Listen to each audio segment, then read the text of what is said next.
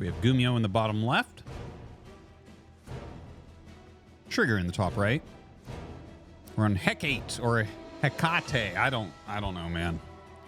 If you're a weeb, it's Hecate. If not, it's Hecate. ST4 and Kai Hanglo. Stanky, what's up? X300 Arty Dragoons. Can we talk about this for a minute? Yeah. When they die on the map, they squirt blue liquid all over the place. Oh no. They seem moist. I was wondering why you call them dragoons. What does Brian say when he says dragoons? Is it dragoons or dragoons? I've been watching your stream very carefully and I've wanted to bring this up and not sure if you've given this much thought or have any opinions on the subject of dragoons. I believe he calls them dragoons, which is almost dragoons, but not quite. He's aware that inside they are anything but dry.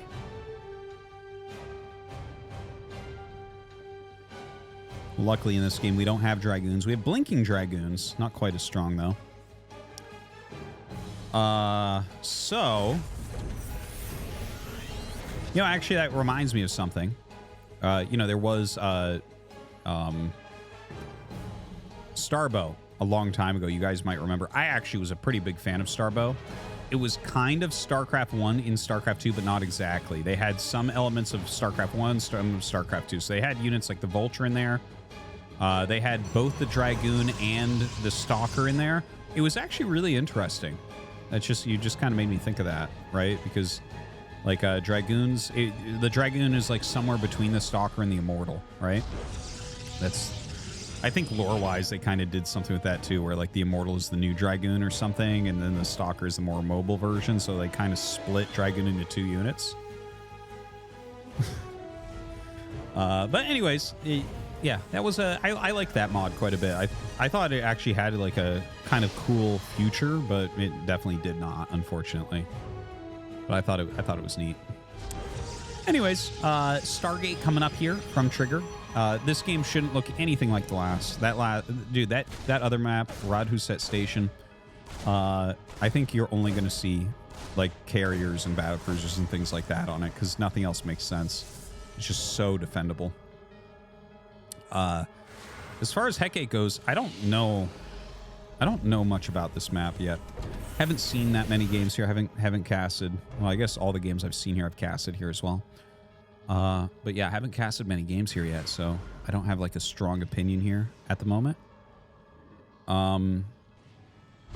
I guess we just kind of chill for a little bit, see what they want to do. Okay, so it's going to be a Phoenix Colossi build here from Trigger. On the other side, some Hellions being made. Definitely a medevac will be coming out of that starport here from Gumi.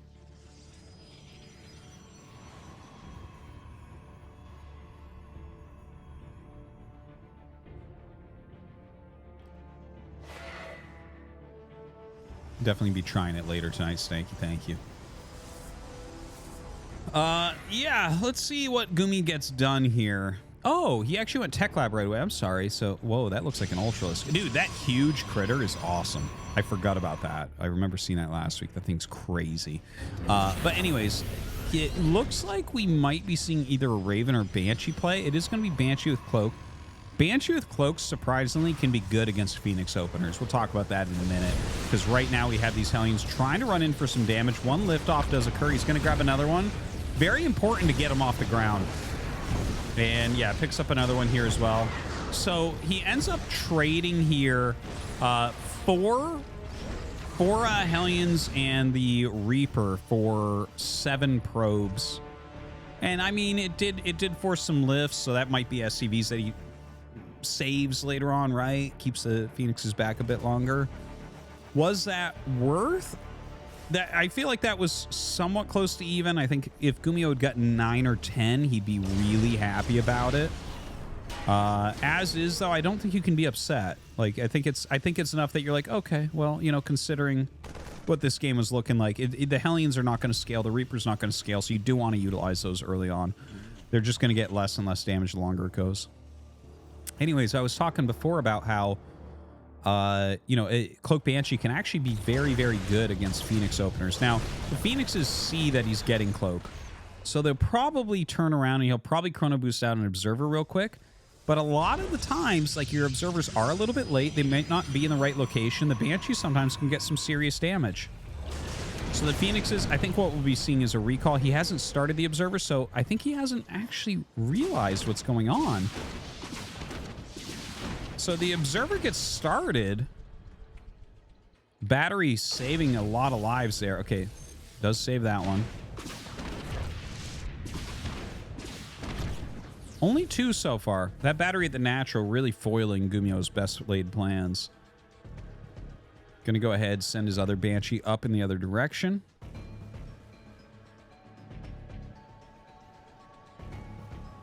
This is a pretty map, by the way. I enjoy the aesthetics of the new maps. I think the map makers are quite artistic with their maps nowadays. Like, they look good. They're very cool looking. It's kind of fresh. You know, when all the maps look a little bit more the same, I feel like it can be a little bit more boring to cast or watch or even play. But like, this looks really cool. I love like the dark platforms with the bright foliage. Beautiful map for the fall.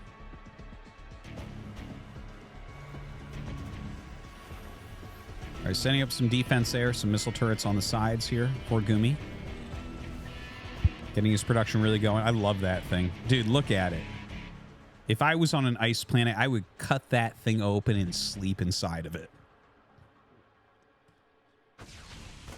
Now, Stalker coming out for a little bit of a scout here.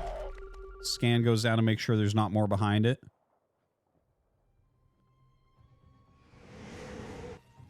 Observer being kept over with those Phoenixes to try to catch any incoming... Oh, dude, look at that supply block, man. GuMiHo, MSL, GSL champion, getting Giga supply blocked there. Has to start 3 depots at once and drop a depot. Damn, man. Imagine if we had depot drops in StarCraft 1. I'd be a pro gamer. All right, so... yeah, this one Adept, not doing that much, but GuMiHo does run back to knock it out.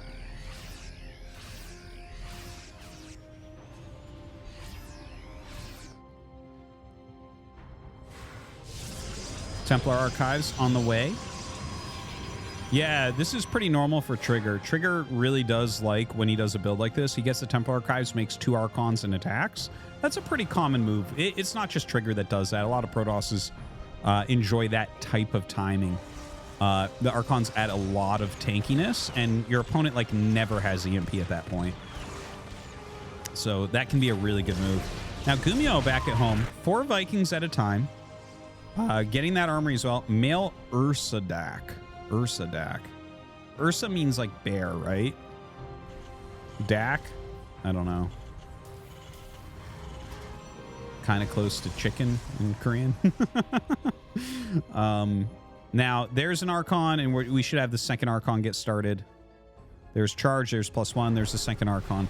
So, like, this is like a moment where Trigger's army is like pretty darn strong. I don't know if he's going to attack or not. He could just sit defensively on this. Oh, he just starts Blink now. Actually, no, I guess that's actually fine with the timing of everything. The Phoenix opener. For a moment there, I was like, wait, what? But yeah, getting charged first when you open with Phoenix is good. 4 Liberators on the way. Oh, look at Gumi's army. Look at this handsome, handsome army. Very Viking heavy, and with 4 Liberators and Liberator range on the way, that really makes an interesting composition. You know, Liberators are, in my opinion, one of the best things that you can go for a late game in this matchup. I really enjoy heavy Liberator play. Ooh, big volley, big volley. No whammies. I don't know if anyone's old enough to get that one. All right, so 4 Liberators out, 2 more on the way.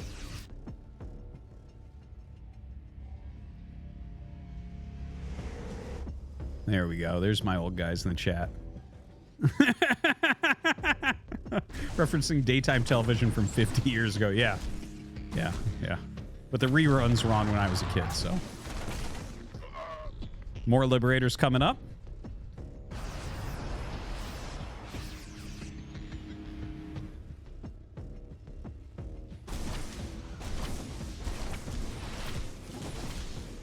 I'm really digging GuMiHo's play here. I really, really am. Look at this setup. How do you engage this? How do you engage this? And look at his Vikings just dance looking for free shots. Dude, this is crazy. Look at that. The Phoenixes fly in and take 1,000,000 damage.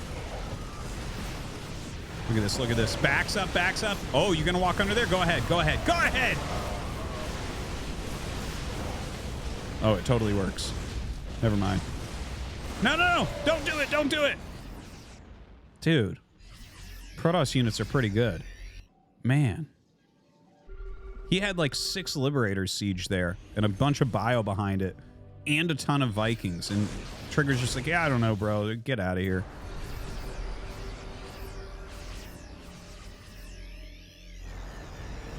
All right, going to set up some more Liberators. Yeah, only has 3 right now. 20 Marauders on the map. That is definitely a lot of damage. Banshees continuing to be somewhat useful here on the defense. Looks like we're going to get into a fleet beacon. I would imagine that this is going to be for Tempest when you're playing against mass range Liberators. It's really fantastic to get a few Tempests out there. I actually forget the amount that one-shots a Liberator, but get that.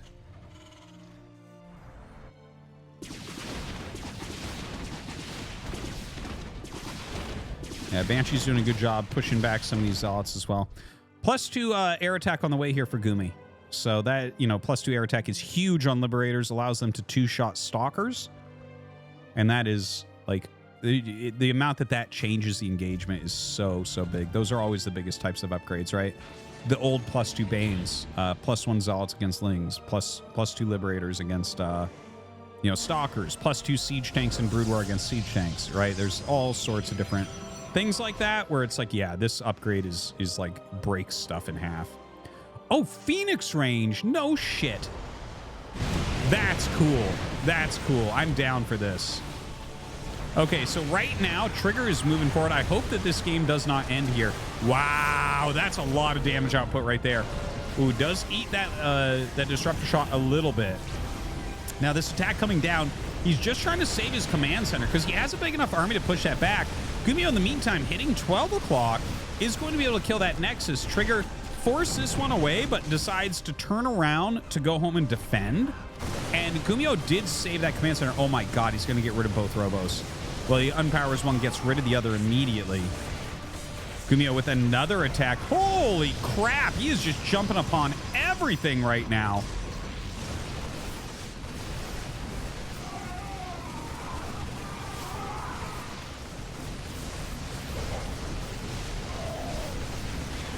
Yeah, like, you are going to be able to kill this army as Trigger, but how much are you going to lose?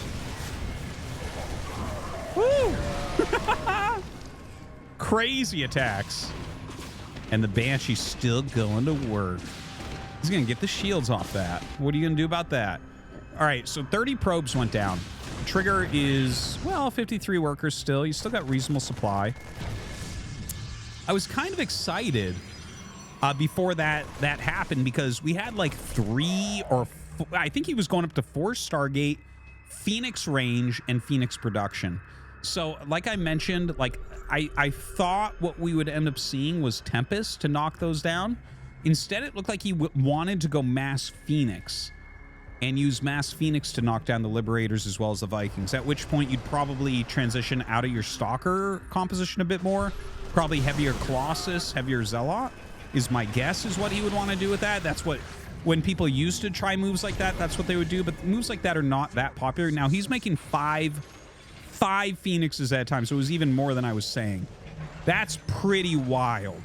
That's pretty wild. Now, the one thing to mention is that when you're making this many Phoenixes and you have Stalkers in your army, those 2 units overlap in their usage quite a bit. So the actual, like, when you look at the supply of the army of what Trigger's about to have, it may lack a little bit of a punch. Now, that being said, GuMiHo coming up with a huge attack here. Trying to knock out Trigger's last mining base. And Trigger's having a pretty good engage, honestly. He's going to save it. If those Liberators had moved up, this might have worked. Phoenixes with their just absurd range with that upgrade. Going to town here. Look at that. Look at that. That's some crazy stuff. All right, going to try to push forward. The Phoenixes doing their job. Marauders getting in and targeting down everything. All the splash damage gone. That's going to be at GG. GuMiHo takes game number 2. Dude. Crazy games.